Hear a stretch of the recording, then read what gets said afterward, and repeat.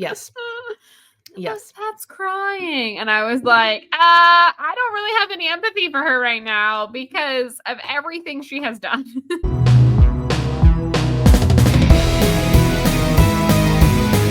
Hello, everyone, and welcome back to Hate Spinnerbait, the podcast where we hate spinnerbait, but we love Bewitched. Yes, me too. Bewitched. Yes. Oh my god. Bewitched. I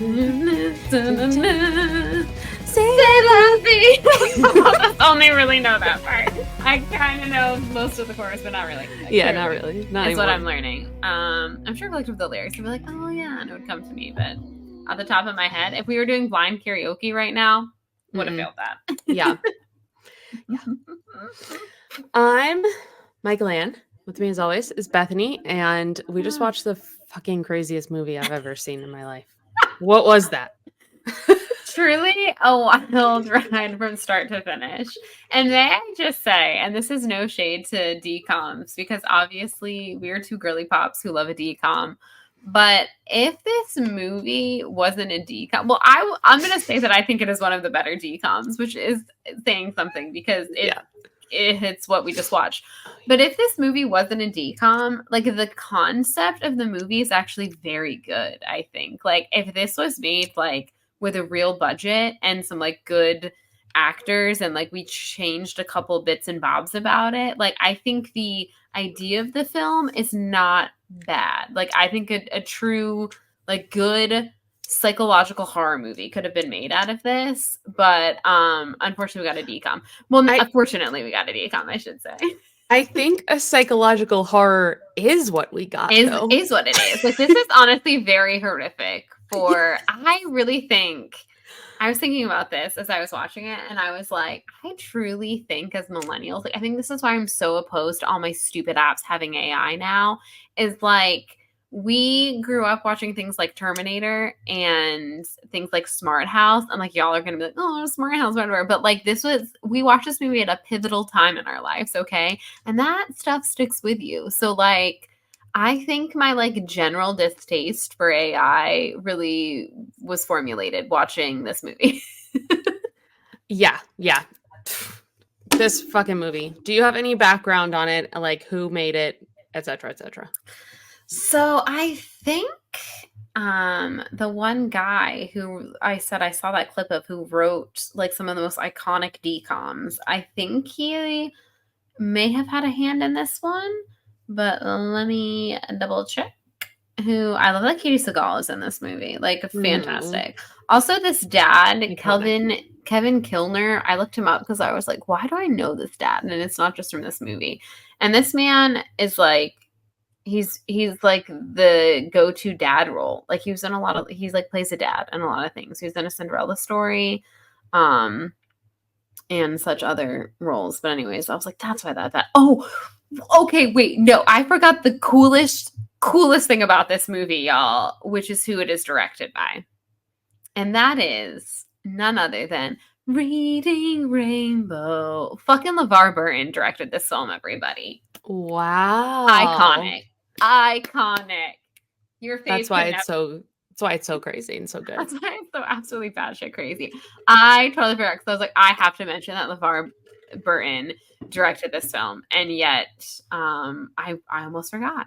Okay, so yes, we have written by Stu Krieger. I apologize to Stu if I'm pronouncing your name incorrectly. And our boy William Hudson. One of them wrote a bunch of Dcoms. Who is it? Okay, it appears to be our boy Stu. He seems to have a lot of credits to his name. Let me just, oh yes, he wrote Cowbells. He wrote Xenon. So yes, this man had his fingerprints all over every single. He also wrote some Goosebumps. He wrote the TV movie Freaky Friday, The Land Before Time, iconic. Oh, iconic. This man, look at him. The Parent Trap 2. Yeah, he was out there. He was out there doing it. So there you go. Our boy Stu. He brought us such iconic things as Smart House and Xenon Girl of the 21st Century. So thank you, sir. And I also love that the girl who plays Angie is also the little sister in Brink. I was like, I love that this little girl just was like typecast as little sister there for a while on the Disney Channel. That's fantastic for her, honestly. In my notes, I called her the Disney Channel original younger sister. Yes, which is spot on, honestly. But yeah, we all have LeVar Burton to thank for this. Oh my god. Thank you, LeVar. Yeah, like what an absolute icon. Thank you Like for look your at service. that. Like look at his picture on IMDb. I'm sure you'll put the graphic up, but just for you to see right now, Michael Ann. Look Oh my at that god. man. Look at him. Gosh, what an icon. An Great. icon. Truly. Truly. But yeah, he was just out here doing the darn thing. And we love him for that. We love him And he for brought that. a smart house. But yes, here's my thoughts. Okay, before we delve into our notes and we delve into this, kind of chronologically, my thoughts, obviously, like I said, the whole millennials. This is why we're terrified of AI situation. Oh, my lighting finally fixed. Thank God. My other thought is I still like a Victorian ghost, but like a healthy one now, not a sick one. So that's progress. Okay. That's good. So, my other thought is that I got so distracted by Victorian Ghost and I lost my other thought. Oh, okay. I know it now. Yes, okay. So, again, I feel like this movie kind of jump-started the like AI turns bad like vibe thing, mabob, in a sense, because like that's not a super uncommon thread in film now. And so today I said to my husband before we recorded, I was like, yeah, we're going to talk about Smart House. And I was like, all I got to say is Pat walked so Mathregan could run. Okay. And yes, I do pronounce Megan Mathregan because that is what it looks like. And tell me I'm wrong. It is Mathregan. Me and a group of my friends only refer to that movie as Mathregan. And then we're like, what's the sequel going to be? Is it Maforgan? But then that doesn't make any sense because it'll only be the second film. But the first one started with Mathregan. So I don't know. That's for whoever makes those films. Universal, Blumhouse. That's Blumhouse. Yes, that's for Blumhouse to decide. Yeah. I guess really that's their problem. But I hope that they name it Maforgan. Maforgan. Brilliant. It's brilliant. Brilliant. Maybe I'm wrong. That is brilliant. I love it. So yeah, so those are just my overall thoughts. Now let's break down what a wild ride this movie is from start to finish. And also how I think, what are this family, what are their names? Their like last name? Cooper, thank you. I also think that the Coopers are certifiable because the fact that, spoiler alert, we're going to talk about the ending real quick and then jump back in chronological order. The fact that they stayed in the house afterwards. I was like, what is wrong with you people? I'm like, she tried to kill you. Literally held you hostage and then tried to kill you. And then at the end, they're like, that's great. Hasn't had any more of those winky hijinks and other kinks anymore. Like, they're like, dude, we already got the kinks with Pat. And I was like, those are more than kinks. And we watched this movie as children and we're like, yeah, it tracks. Like, yeah, of course they'd stay there in their smart house. Like, what? Sort of lock them all up. Something is wrong with them. Like, oh my God. I'd be getting the hell out. They're the people in the horror movies that you're like, you bought the haunted house and you realized it was haunted and then you stay. No, get the hell out of there. Yeah. Yeah. Don't call a priest for an exorcism. Just leave. No, just leave. Just leave. You have that capability. Like, I don't. That's absolutely bonkers to me. Okay. But yes. Oh, man. Some of my notes I wrote and then I'm like, what? Did I make that, like I quoted something and then I didn't give context and that was a mistake because now that I'm talking about it, I'm like, what did that mean? Well, I will tell you that my first note is acting like this is going to be a regular movie that I can just talk about regularly. Okay. I'm like, the conversation between the house people is bad. Yes. And then that's when I thought I was in for a normal Dcom ride. I did not realize this movie was Little what it did you was. know that the Coopers are certifiable. And also, Murder House. yeah, the murder house.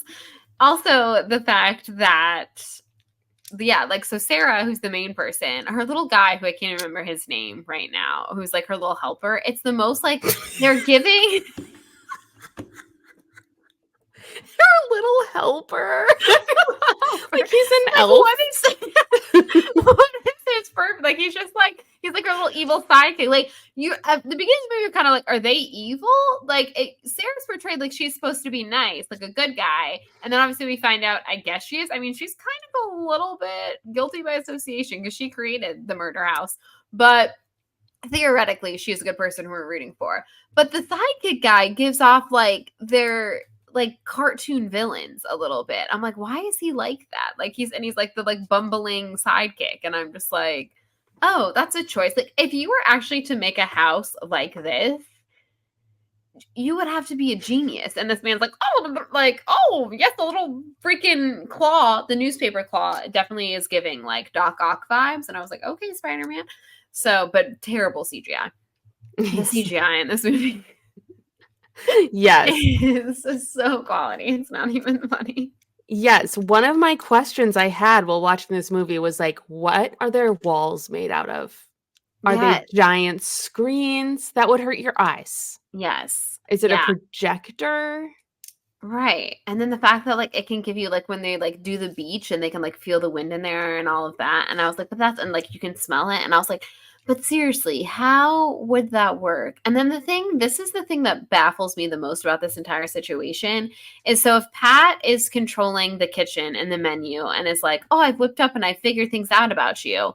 Pat is technically shopping, but how is she? I'm like, where does this food supply come from? And then the one scene where they're being literally, can't stress this enough, held hostage by their house, psychotic.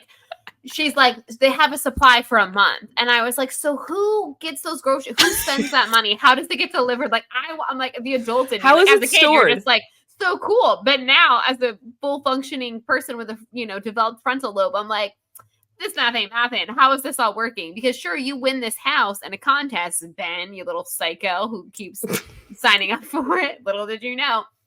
And then it's just there. And I'm like, but there's no way that you have it also, besides getting this free house, an unlimited supply of food. Like, you would have to buy groceries. But yeah, where is it stored? How is she getting it? The whole thing's like the algorithm. She'll pick a menu for you. And I'm like, but the food would have to be provided. Who is providing the food? Right. My note was like, okay, the question here, who buys the food, or does she create the food? Is she able to magically create food? Right. Is she magic or is she Is she science? magic? Yeah, I need to know. Where's the line drawn there? Okay. Like, I just have so many questions. Okay, so yes, essentially the movie starts and our boy Ben, like I said, little psychopath that he is, keeps entering this contest and to get a house. This is another thing that absolutely floors me. Oh, and because, okay, so mom's dead. He lives with dad and little sister. Mom's and dead. A typical dad, like a freaking destined dad up in this bitch, he is useless. Like, he literally, his, preteen son has to pick up the slack of him because he's so bad that his like son is making dinner and he's so busy with work, and like he is inept apparently. Aunt Jenny came to live with him, and then after that his own child had to pick up his slack. And I was like, my dude, like, yeah, I understand being a single parent is hard, like 100% I understand that, but I was like, seriously, like, what a typical dad. Like, I was like, you know what, if mom was still alive, she'd be making dinner for them. But dad's just like, yeah, whatever, it's fine. So our boy Ben doesn't want his dad to remarry because, I mean, like, honestly, that's a solid storyline point. And some of the way that they do it and some of the dialogue that they use is not good, but that as an overall story arc is interesting, right? Yeah. So he doesn't want dad to remarry. He thinks that they're great as a unit. So he's busting his butt. He's not trying out for the basketball team because he is determined not to get his dad to get married or whatever. He's like, I could be Mr. Mom if I need to. Here, like 13-year-old boy. So he signs up for this house. And this is, y'all, the part that just absolutely floored me. I mean, obviously this movie from start to finish floors me. But when they find out his dad is like mad at him, which I guess I could kind of understand, but I'm like, dude, you just got like the coolest house. And also like, where is this town that like they picked this one town to be the place that would have this? I'm like, okay.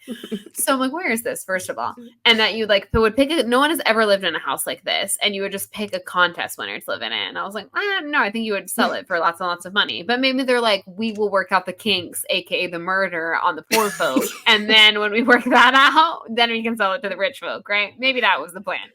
So anywho, dad goes and tours it and is like, yeah, we'll try it. And then if not, we'll just leave. And I was like, sir, that is not how home ownership works. Like, I'm assuming he's acting like we're going to stay here for like a weekend and then we'll just go back to our other house if we don't like it. And I'm like, no, you would have to like, basically this house is being signed over to you, sir. Like, then it is your responsibility, which means if you don't like it, it's your responsibility to sell it, which I think would sell until they find out about the murder. But I was just like, that's not how any of this works. And like, you're going to have to sell your other house. Like, you wouldn't just have that house on this. Like, no, this is not. But he's like, well, we'll give it a shot. And if we don't like it, like, well, you know, whatever. And like the fact that the kids are like, please, please, please, dad, can we live? Like, the whole thing is so bizarre. I'm like, ain't no way. You're like, this wouldn't happen. This isn't real. Yeah, this is not how it happens. Here are some other fan fave moments for me from the first half of the movie.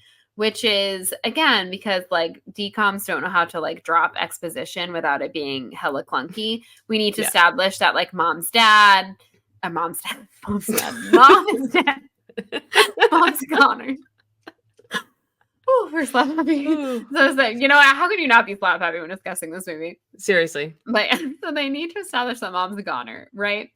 And we need to establish that, like, dad's kind of maybe willing to dip his toes back into the dating pool, and that Ben is very opposed to it. So this is how they decide to do it. Angie, a.k.a. Disney Channel original little sister, as Michael Anna's coined here, which is perfect, is, like, talking about, you know, if we move or whatever. And she's like, now you can date, and we can get a new mom, is how she said that.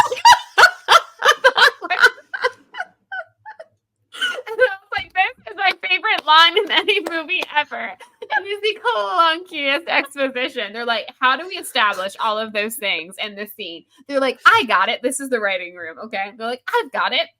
What if we have the little sister say, now you can date and we can get a new mom? Like, that's a normal human thing to say. And I was like, okay. And then when he's trying to do her hair, and he's like, what do you want? And I'm like, she has this much hair. You know what it's going to be doing? You're going to put a headband in it. You're going to maybe put it half up. You're going to put maybe a beret, like a little beret. Well, yes, you could put a beret. Or a beret in it. And I was like, but honestly, she is going to wear it down and straight 90% of the time while she has that haircut.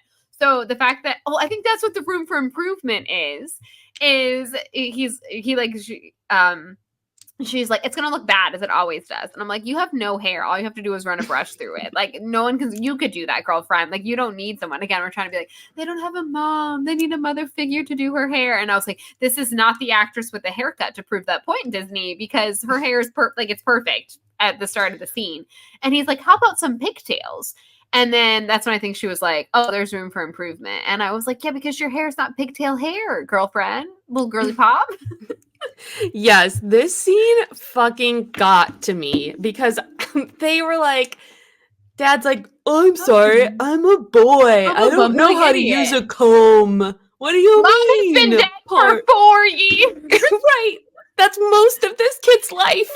Yes. And you're telling me you haven't learned how to do her goddamn hair in that time? And she's like, I'll just look a mess like I always do. I'll put a hat on it. And I'm like...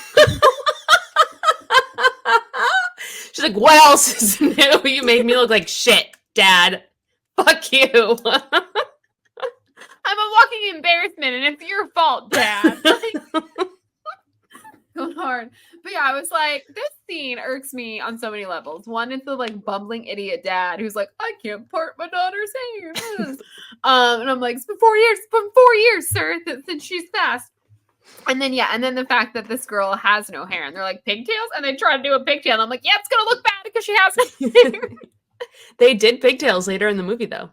They did, yes. Half And up. honestly, most of this movie, her hair is very cute. Are we supposed to assume that when she moved in, Pat helped her? I don't know, but Pat can magically do her hair. Yeah. Just like she magically bounces a ball. Exactly. It's that newspaper arm. It's the Doc Ock arm. Just comes out and it's like little claw. That would be terrifying. So terrifying. The first time that came at me, I'd be like, hell's no one touching my head. Like, oh. Listen, there are a lot of times in this movie where I would have been like, I'm all fucking set with this house. And let's start with the tour, okay? Okay, so they are touring this house. And they're like all of a sudden, she's like, okay, little girl, put your finger down. And then she's like, ooh, what was that? And it's like, oh, yeah, sorry, I forgot to tell you. My house is going to take a sample of your blood and do an entire medical history and then announce it. Yeah, like, and I'd be like, I'd like to not. I'd be like, ventilation. Exactly. I'm like, wait, I think you have to tell someone before you take a sample of their, especially a child. I don't know. Yes. She's like, oh, shit, I'm sorry. I totally forgot. We're going to take a sample of your skin. I forget that.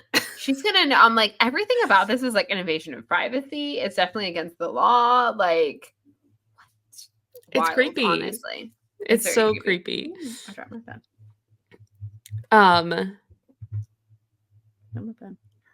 Yeah, some of these quotes, I'm like, dang, I really should put more context because now I'm like, one of them I just wrote my children, which I think is because when Dad enters once, he's just like, my children. And I'm like, no one effing talks like that.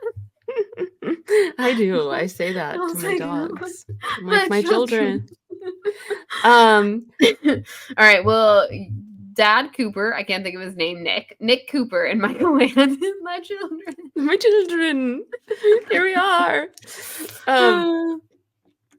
Yeah, and then they go into the kitchen for the tour and she's like, hey, buddy, why don't you say something? And then he says something and it's like, oh, here's an entire analysis on your spit that we just took. Spit sample.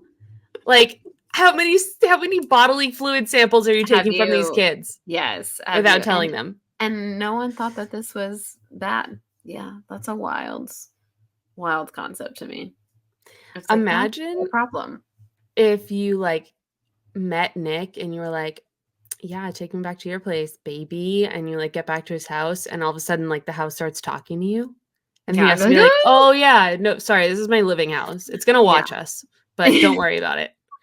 It's probably going to give you tips. Everything about it creeps me out. Like it is constantly surveilling them. And I was like, yeah, they have that one part of the movie where she's like, oh, don't worry, there's privacy features. So they're not in the bathroom with you. And it's like, yeah, but are they in the bedrooms? Because she's in the bedrooms. She's in the bedrooms. And like, I don't need Pat in the bedroom. Thank you very much. I don't need her watching me sleep. Like, hell's to the nah.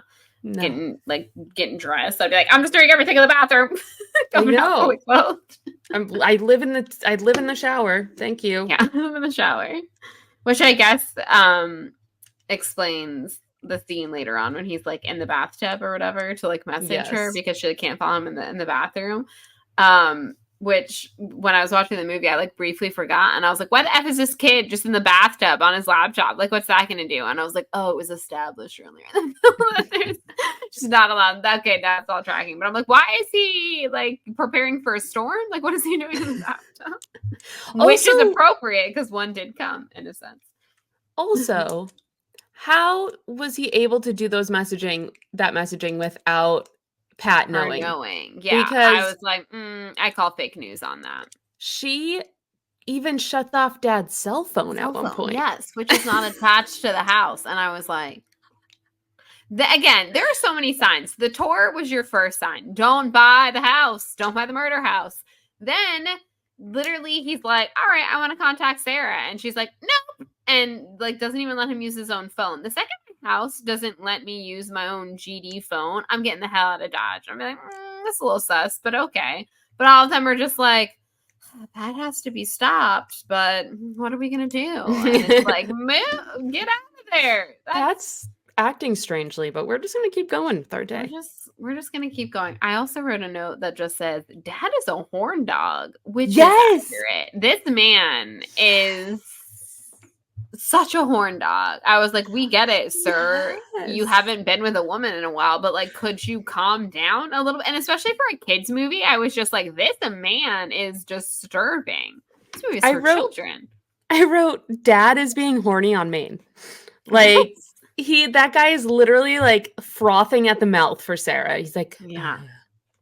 I can't pay attention to my kids' emotions because I'm too wrapped up in trying to fuck you, lady in my house. Ugh. I was like, okay. Oh, I also forgot to mention, this is again from kind of the more beginning of the movie, is that they had just like established that Ben likes basketball. And so they give him a shirt with just a basketball on it. And I thought that was so funny. Especially because in the same scene, his dad is just wearing a shirt with a truck. They're like, what do dads like? Trucks. What do teenage boys like? Basketball. And like, it can't be like an affiliated thing. So they're like, just Chuck. You know, like a basketball on a shirt. And I was like, does everyone in this family just wear shirts with like just generic prints on? So I love that. I love the basketball shirt and I love the truck shirt. I was like, this is fantastic. Also, during the tour, when the little girl spills her milk and the floor like absorbs it, the dad's like, where does it go? And she goes, into the floor absorbers. And it's like, that doesn't answer that and question. Where does that go, Sarah? Then I'm like, what is the maintenance on this house? Because like, yeah, and the party scene, she's like, just throw out the debris on the ground. And if she sucks it all up in the floor absorbers, but I'm like, absorbers, I can't even talk. But I'm like, Bounty paper towels absorb my stuff, but I still have to throw it out. Like, you have to change that. So I'm like, what are these? Like, is it like a vacuum filter? Someone has to come and like maintenance stuff and in the entire house? And it's one thing, like a little spilled milk, but like an entire party of trash. Yeah, I was like, what the? I have the semantics of how this house operates. I just have a lot of questions about. Yes. They needed to make different decisions here. And I also think it's weird that, like, I understand that obviously the average American family isn't as smart as the person who created this entire house. And it makes sense that, like, she would have to be called for certain situations. But wouldn't you think if you were going to be living every day in this house that, like, you would get some kind of rundown, some tutorial on how it works? But, like, there's this whole big room and it's, like, basically under, like, lock and key. And they have to call Sarah every time. And I'm like, that doesn't make any sense to me. Like, you are living in this house. You should know how to operate like the basic things at least. Like when the floor absorber, I was like, you saying observers. I know. It's hard to say. It's hard to say for some reason. You have to think about it. Or full, like you should know how to change it if you need to. And you don't have to like call. I'm like, this poor lady. Thank God she ends up like getting with dad because you're always going to be there, apparently having to help them figure out their house. So yeah. Thank God you guys are the same age and both single. Yeah, that's good for you. I guess that panned out. Oh my God. I also want to say that when the kid's at school and he's like describing his house and he's like, oh, my house is so great. His friend is like, oh my God, it's like the perfect mom, only there to serve and not there to complain. And I was like, yeah, that's some Gilead shit. I was like, I was like, this entire movie has some really weird, like sexist, misogynistic under vibes for sure. Not even like they just over say vibes. It's not even like a dog whistle. It's just like a whistle. Like they're letting you know. Because you have dialogue like that. The whole purpose of it is like, we don't need a mom if we have someone who can take care of our needs and clean the house and make us lunch and make us breakfast and take care of the kids. And it's like, oh my God, like that's all you like think of women? Like your father wouldn't need like companionship or like it's only on a woman to do all of these things. Again, just proving how much of a useless father this man is. I was like, this guy is, he can't comb his daughter's hair. He can't cook for them. Like what is, like, my dude, you're the only parent they have and you cannot parent. I don't understand. And the movie does make it seem like this man is looking to date so he can find someone to take care of his kids. Like that's literally what won't it be easier if I'm just married and then someone can take care of my kids and I can just like worry about important things like my life and my job? It's like, what? It's crazy. Absolutely bonkers to me. At one point, the little girl and the boy, they're like talking to each other about like mom, and he's like, do you even remember, Mom? And she's like, no, I actually don't. And no.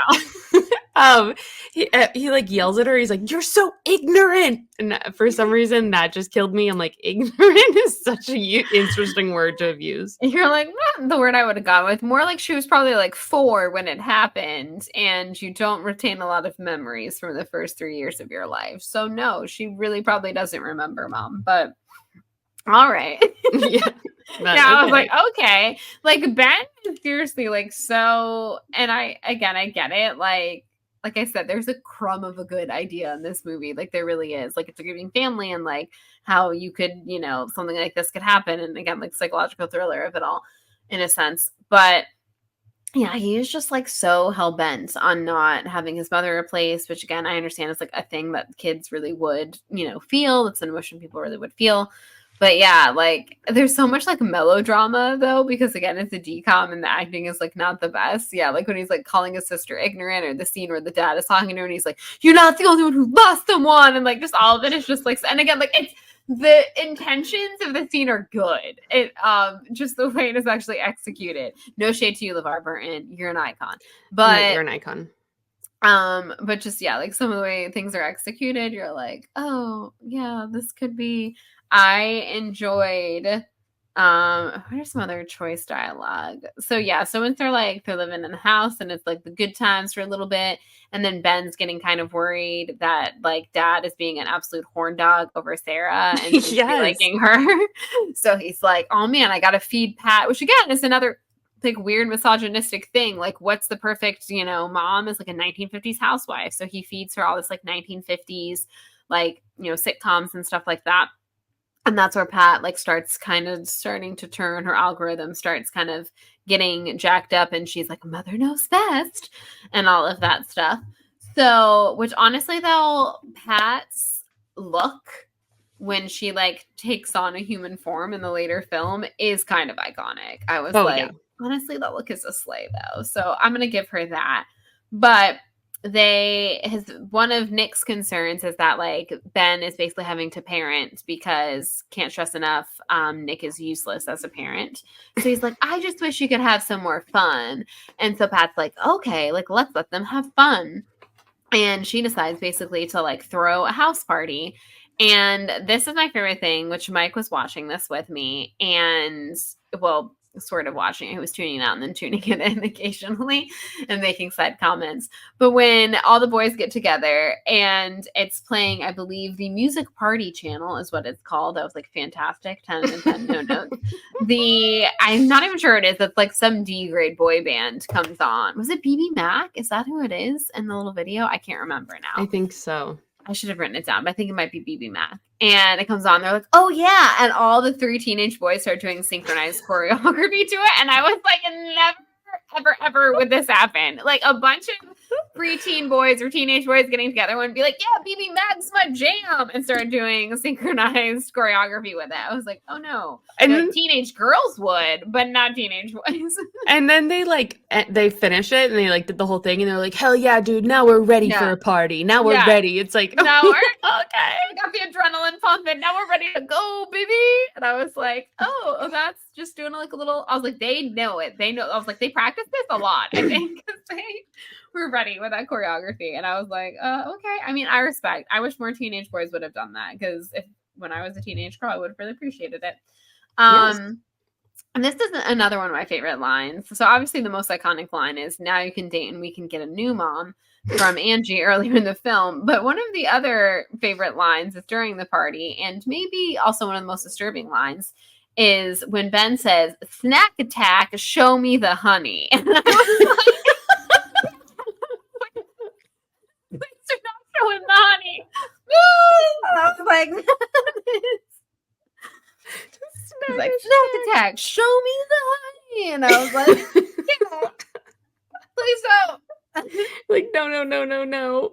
Please don't. So yeah, that just had to get a special shout out to that. Also, the song "The House Is Jumping" just does get stuck in my head every time I watch this movie. The house is jumping. Jump, the house is jumping. Great. 10 out of 10. The song. I'm telling you, Dcoms do not disappoint. Like, they are earworms every time. Every single one that we have discussed so far, there's a song that just gets stuck in my head every time. So I'm going to give you all that. The soundtracks on Dcoms are always absolutely popping. Yes. But yes, so we get to the party. And again, you know, they all of a sudden, Dad's coming home and the kids are stressed out. And that's when Pat's like, just throw all the debris on the floor, children, it's fine. And then Dad comes in and there's one thing that honestly he wouldn't have even noticed, y'all. But they like rat at themselves out. They're like, over exaggerated gas because there's a towel out. And you could have been like, oh, I was like showering and I forgot it. It was there. a jacket. Me. Or is it a jacket? Sorry, I thought it was like legitimately a towel. And I was like, I don't know, but like you could have made him an excuse, you know? So I was like, okay, the one jacket they forget on the plant, like, you know, so they've kind of rat themselves out. So Dad sets them down and then he's like, Pat, that's not what she's like, well, you know, you said that they should have more fun. And he's like, that's not what I meant. And they need to, you know, shape up or whatever. And then that's when she just like really turns into Murder House and is like jealous of Sarah and is ready to just be like, no, you cannot call her. You need to get more work done and all that kind of stuff. And again, this already absolutely batshit movie goes from insane to even more insane, essentially. Yes. And you know what she says when he is yelling at her? She's like, okay, I will be the perfect maternal figure. And he's like, thank you. And it's like, yeah, no, that's not what you want this house to be. No, it's a house. It's an AI. Why? Yeah. And also maternal figure in what way? Yes. Oh, being naggy and making dinner. Like, oh my God. One of the TV I need it shows. To be clean. One of the TV shows that he loaded into the system was called Noah's Matriarch.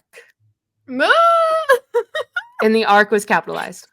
Oh my God. Noah's Matriarch. What a wild time. Yeah, this movie really has bizarre thoughts and feelings about motherhood and just like women in general. And I'm just like, yikes. It's very disturbing. We are like really seeing like a dark side to a little boy's psyche. Like, yeah. You can tell that this was clearly done by all men. Yes. Written by two men, directed by a man. Yeah, and it shows. If a woman would have written this, it would have come off better. Yeah, I think it would have been a little bit different. But I was like, oh, yeah. There's just a lot of moments that give you pause in this film about what they think about motherhood. Also, when they show the video of like when Ben is watching that like video of his mom and it's like the perfect mom and it's like sunny out and like blah, blah, blah. I wrote that she's a manic pixie dream mom. Like there are manic pixie dream moms and they're always the mother of a grieving son. It's always the son. Yes, that is like grieving their mother. 100% always. It's the entire basis of the show Supernatural. It is. And listen, y'all. I love that. I watch that show, whatever. But if you really want to boil it down, bunch of man pain because a woman died. Okay. Technically two women, because that's how it also starts. They fridged a lot of women in that show. It's fine. It's not fine, but that's not surprising whatsoever. Not what we're here to talk about today, so we won't get into those semantics. But oh man, yeah. What a time. Did I watch like all 18,000 seasons of it? Sure did. I actually fell off at a certain point. And then everyone's like, Despiel confirmed. And I was like, do I need to get back into the show? But it wasn't really. But anyway, not the point. We are not here to discuss that tonight. I only watched the first couple episodes. It slapped in a lot of ways, and in a lot of other ways, it's a product of its time. And yeah, that's what I'm going to say about that. That's what I'm going to say about that. Yes.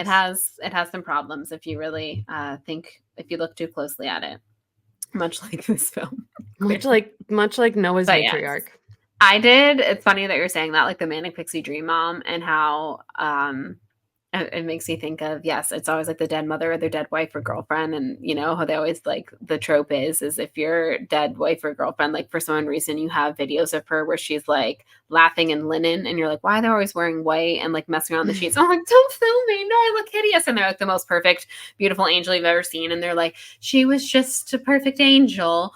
And is why I always love the scene in Good Will Hunting where Robin Williams talks about his wife. And like, obviously this is his wife. It was his life partner and he loved her so much. And he says all these nice things about her. And then he says some like things like, and when she farted, it would stink up the, and it's like, yes, like that is real. Like that is real human emotion. And I just always love that scene. And like Robin Williams, what a mensch. That scene's so good. Yeah, and he's so good, and like the way he delivers it, and it's like, yes, like that is how you should talk about like your deceased loved one. That is real, not the way that like every other like film tries to do it. I mean, anywho, I told Mike the other day, this randomly came up because we're always like snapping each other pictures of our dog and like taking pictures of our dog, and so I said yes, and when I die one day. And there should be a montage of me beautifully clad in like a linen dress in our sheets that I've just made the bed. And I'm like, oh, stop filming me. You won't have any of those. You'll just have a bunch of photos of our dog. As it should be.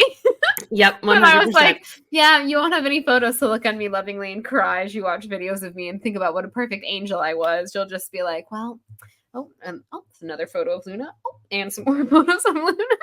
Like his entire Instagram, y'all, is just photos of our dog. And I love it. Like, I am so supportive of it. But yeah, I randomly told him that the other night. I was like, yep, if I am ever deceased, you won't be able to do that movie trope where the guy like looks at the video of his, you know, dearly departed wife, the perfect woman. He'll have to watch our podcast. Yeah, that'll be his way. He'll be like, there she is again, yelling about the patriarchy. Oh, Michael Ann's gone off about Christianity. Let me tell you about Christianity. That'll be, he's like, oh, capitalism rant again. Okay. He's like, I don't know how Lon somehow turned into a whole political discussion. It's like, one of our earlier iconic moments, to be honest with you.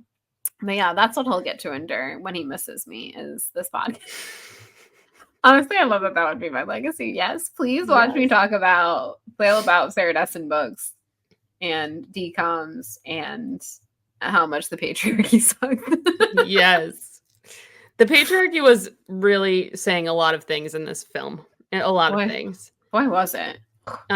They also kept saying that she was there to serve them. And like, I understand like the concept of the house is there to serve you, but like you're putting the fact that you keep making it the mom. Yes. Like, basically, it's like, oh, I don't like weird. That. I have an icky feeling about that. Also, snack attacks, show me the honey. I have an icky feeling about that sentence, and I have an icky feeling about how much they keep emphasizing the serve. That's like, yeah, how it ends basically is she's like, oh, you know, Ben told me that Pat's been, you know, behaving, and he's like, yep, she's just been here to serve us, and I was like, yes, he's like, she's serving us perfectly, and it's like, ew. I don't like it. Very like Mormon-esque. No offense to all y'all Mormons out there. I don't think any of you are watching or listening to our podcast. Probably not. Probably not. Just a weird sneaking suspicion I have.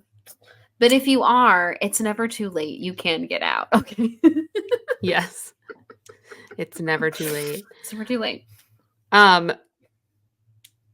Also, during the party, first of all, it's fucking creepy that she like invites his bully. Yeah. And then she like tries to murder him. I'm like, yes. This kid could shut this whole operation down with one conversation. Mm-hmm. Like, it shocked him with like fully lightning. And the fact that like that never does come back up for the rest of the movie. Like there isn't ever a mom being like, excuse me, your house just also what's the house insurance like? Because you know, if like someone trips and falls in your house, like that's on your house insurance. Imagine if your house literally electrocutes a child. Right. I was like, she's trying to this is when Murder House really began. Yes, yeah. She And was this trying to was kill him. definitely where I was like, the writers in Mithrigan saw this scene and were like, well, what if we took that and ran with it? And yeah, she's like, how dare you? And also it's very weird, which is so, oh my God, Pat is a hashtag boy mom. Ooh, Yes, boy mom. she is. Which again, if you are a mother of boys, awesome. Boys are awesome. I love, like by all means, words. Oh my God. I just tripped over my own. I was like, I had like a mini stroke there. Sweet Jesus. Sorry, everyone. I don't know what just happened to my brain. It literally short circuited. I think Pat. It's Pat. What I was going to say is there's a difference between a mom who has boys and a hashtag boy mom, right? Yeah. And Pat, again, which is like this so weird, creepy vibe of the whole like vibe of this film, right? She's like, you barely see her with Angie, which I understand that like Ben is more the main protagonist of this movie. But it is also another weird layer that I was like, oh my God, Pat is such a like hashtag boy mom, where she's like, don't you hurt my little Benny boo boo boo. And she's like very much more like concerned about him and his desires and his wants and his needs because he's her perfect little boy. And I was like, ooh, I don't like that either. And I was like, what about Angie? Like, Angie's over there. She's doing things. What if she needs something, Pat? But no, she's just busy literally beating up Ben's bullies. So that was weird. And she also only invited Ben's friends to that party. Yes. And it's like, okay. She's like, weird. Annie, you're too smart for me. You would see through this creepy thing. Your brother and your dad aren't seeing it. She's very possessive and protective of the two men in the house, essentially. Yes. And I'm just like, yeah, like the sister is like an afterthought and like she's fine. And she's just like comic relief. Yes. Yeah. This whole movie is definitely, the more I unpack it, the more I'm disturbed. Yeah, I know. I was watching it like, okay. This is very dark, really. I really, when I got to the party scene and she does that thing to the bully, I was like, this is very intense for a kid's movie. Yes. Like this is, and it's like kind of like the opposite message that you should send to a kid. Like it shouldn't be like, yeah, like if your bully's bullying you, get them back. It should be like, turn the other cheek, take the high road, that kind of stuff. Like that's usually preached to children. And it's like, no, just have your AI house attack him. Like it was like he'll get his comeuppance, don't you worry. And I'm like, it's a weird vibe for a family film. Yeah, it's just all strange. It is so crazy. And then the like girl that Ben's interested in is like, I like Ben. And he's like, you do? And she's like, I do. And I was like, she likes you for your house, dude. If your house wasn't like this house, she wouldn't give a shit about you. Okay. What even is your personality, Ben? Not wanting a mom and basketball? Like secretly hating women and basketball? What is your whole shtick? Okay. Women are meant to serve you. Have all of your babies and, whatever Harrison Butker's agenda is. Like my wife's life really began when she got married and had children, and I'm like, okay. When she becomes a person, and like literally, I'm like the end of the movie notes are like, this movie is like legit scary. Like she could literally kill them. She sealed the doors, them in. Lockie's like, dun, dun, dun, dun. Yes. I was like, ah! Yes. I was like, no one's getting in or out of there. Terrifying. Like, what the fuck? And then he's like, all right, we got to go. We got to get out of the house. And he goes to reach for his keys and she absorbs the keys. Yes. So now they can't contact anyone in the outside world. So they can't even look out the window. And you took their keys. I like how they think that sleeping all together on the living room floor is like, I'm like, what is that? What was the point of that? Yeah. What was the point of that? Like, you probably could have all fit in Dad's bed if you needed to be together. Yeah, just saying. It wasn't a tornado. What's happening? Why do we all need to be on the lowest level of the house? Isn't a storm coming? You don't need to hunker down. Like, Oh yeah. So when she becomes a person, she's like, "Mama's here." It's so spooky. This movie is horrifying. It really is. I'm telling you. I don't understand why all technology needs AI now. I don't know why when I go on Google can't Google things. I'm like, I just want the internet to internet. I don't need it to like do this thing. Because half the time when it does the AI thing, it's wrong. I'm like, no, just let me Yes. scroll to the searches. And then people are too lazy to scroll and they're getting wrong information. And AI is just so creepy to me. It's all creepy. Yep. AI is very creepy. I don't No. like it. Not a fan. Not to sound like an old fuddy-duddy, but like, no, I don't want it. No, thank you. No, thank you. It's also freaky that they can multiply. Yes. So they are trapped in a house of horrors. Mm-hmm. Luckily, she's not corporeal. Corporeal? Corporeal? Is that a word? We both are just like corporeal. Wait, no, hold on. I gotta look this up now. Is it a word? Do I know this word? What word you're thinking of? I don't know if I know it. Where are you trying to go with it? Corporeal. Corporeal is the word. Is a word? Wait, how do you spell this? Coporeal. EAL? Mm-hmm. Corporeal. Oh. Wait, I need to hear this pronounced. Corporeal. Yeah, you're saying it right. Corporeal. Corporeal property. I almost said corporeal property. That's not it. Corporeal property. Corporeal god? Okay, yes. So it says relating to a person's body, especially as opposed to their spirit. Is that right? Yes, their corporeal form is like they're not really there. Oh, yes. Okay, I understand what you're saying now. Yes. Yes. Or they're not corporeal form or whatever. Anyway, when she does that, she's not corporeal, so she can't touch them. She can't do anything to them. So like that's good, but she can still multiply and fill their house and make wind. And then made a little storm, and then they all had to like, shelter each other. And then that's when Ben like makes his big like, you can't do that, Pat. You can't touch us. And she's like, shroom. And yeah, this is like a melodramatic scene. She's like, could you even feel that? And he's like, no, not at all. This is a big climax in the movie. I'm like, this is trying to murder them. And then this teenage boy being like, you can't touch me is what like makes her back down. And she's like, oh, okay then. And then Sarah can like fix the AI and they can all live there happily ever after. Nah. If it happened once, it can happen again. And again, y'all are going to get sued because your house literally beat up a child. Like, yes. It's all so wrong. Another thing, horn dog dad. Wait, I forgot this quote. Hold on. Fucking horn dog dad.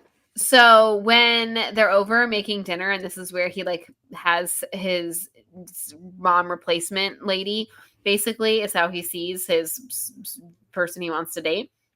So he literally has her make peach cobbler because like Ben liked his mom's peach cobbler. Like the whole thing, again, another like weird scene. But anyways, when Ben walks down the stairs or whatever and sees them making dinner together, the dad kisses Sarah and he goes, delicious. The tomato wasn't half bad either. And I was like, puke. And again, another thing that I was like, ew, egg horn dad. And two, that does not need to be in a family film. Like that dad needs to get laid, and he needs to get laid quickly. Desperately. Post haste. I was like, sir, just right there and now, just do it and let's all be done with it. So you can stop being so horny on me. Like truly. Seriously, it's too much. It's too much.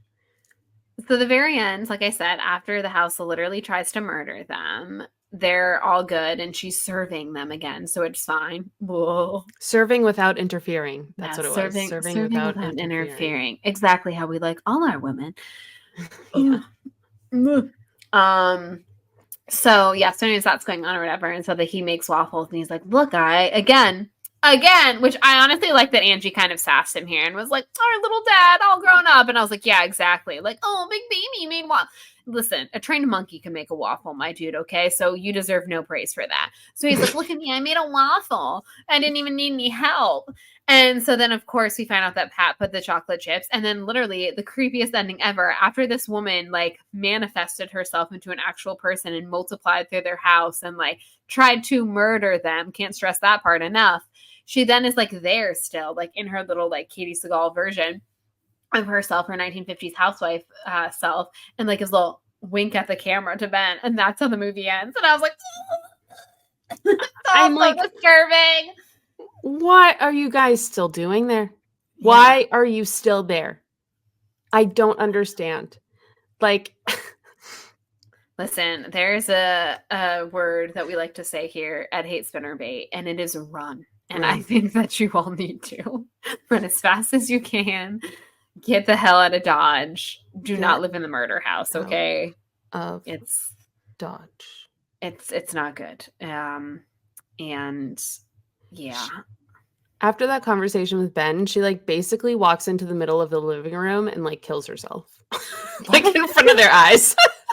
My little baby boy can't even feel me. I'm just gonna go in the other room and die. Thanks. I'm just gonna die. I'll miss you guys. I'll still be at your house, apparently, but I'll miss you? Question mark? I can't. Yeah. And then they're like, she's crying. That also was a really weird thing. Yes. Yes. Pat's crying. And I was like, I don't really have any empathy for her right now because of everything she has done. Because she is an attempted murderer of children. Yeah. So multiple children. Yeah. So it's really not a great look, Pat. It's not good for you. It's not.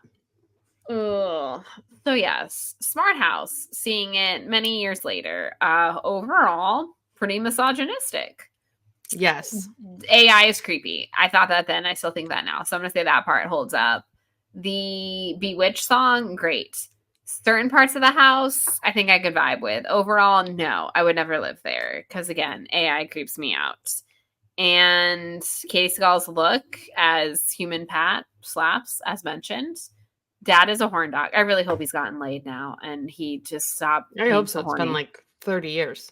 Yeah, so I think at this point it's for sure happening for him.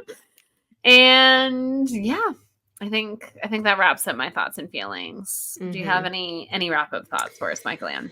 I don't think so. I think I covered. Oh, actually, one thing I did want to say is yes, please. They all get woken up with specialty alarms, and Ben's is a buzzer for basketball. Yeah, that's not like a nice thing to wake up to. Like, you might as well be waking up to a regular alarm, only 10 times louder. Yeah, it's basically the same. I was like, this is a cool theory and concept. Like, that's a part of the house that I thought was kind of fun, like all their little specialty alarms. And that's like kind of the whole room sort of does it is nifty. But yeah, his was not great. And it would scare the crap out of me. Yeah. For sure. Yeah. So I agree with that. Yeah.